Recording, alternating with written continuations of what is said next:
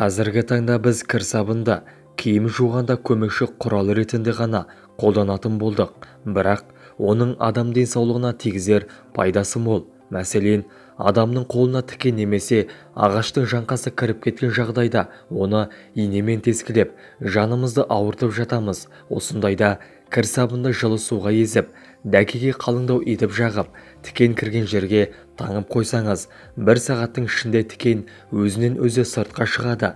Сіздермен бірге дертке дау арнасы. Достар, осы айдың соңына дейін 80 000 оқырманға жетуге атсалысуларыңызды сұраймыз. Ол үшін арнаға тіркеліп, қолдау білдіріп, лайк басып, қоңырау жаны баса кетіңіз. Сіздердің оп-оңай, болмашы ғана әрекеттеріңіз бізді шабыттандырады. Егер шашыңыз қалың әрі ұзын болғанын қаласаңыз, онда мамандар шашыңызды кір сабымен жууға кеңес береді. Су сабынды қолданып болғаннан соң, артынша басты кір сабымен жуу керек. Содан соң суға 1-2 тамшы сірке суын қосып, шашты қайта жусаңыз, шаштың түбін қатайтуға көмектеседі. Оған қоса таз ауруына шалдыққанда дәрігерлер кір сабымен жууға кеңес береді.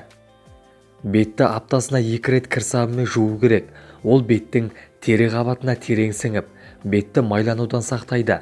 Кір сабымен жуынғаннан кейін артынан балаларға арналған крем жағуды ұмытпаңыз. Моншаға түсуді ұнататындарға кеңес. Буға түсерде сыпырғаны кір сабын салынған суға батырып қолданса, теріңіз тазарып қана қоймай, денеңіз сергіп қалады.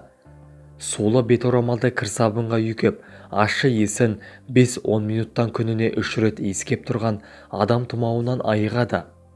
Іріңдеген жараларға сықпа майын жаға бергеннен кір сабынның көмегін пайдаланған пайдалы.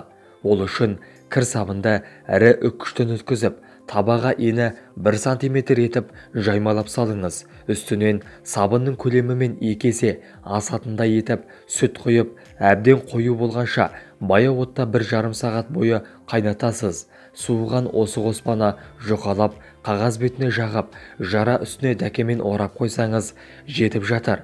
3 күн қайталасаңыз, жараның іріңдеуі қойып, тез жазылып кетеді.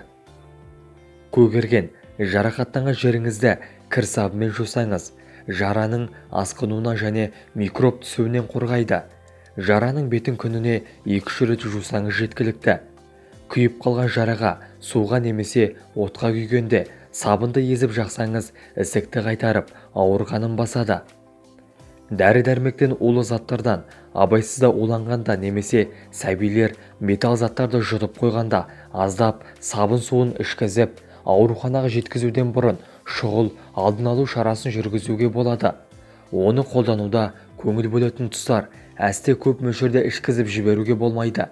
Таза сабынды жұқа жапырақтап турап, қайнаған жылы суға ертеді. Сосын ересек адамға 300-500 мг, ал балаларға 100-200 мг ішкізсеңіз, улы зат құсықпен бірге түседі және металл заттардың асқазанда зақымдануынан сақтана тұруға болады.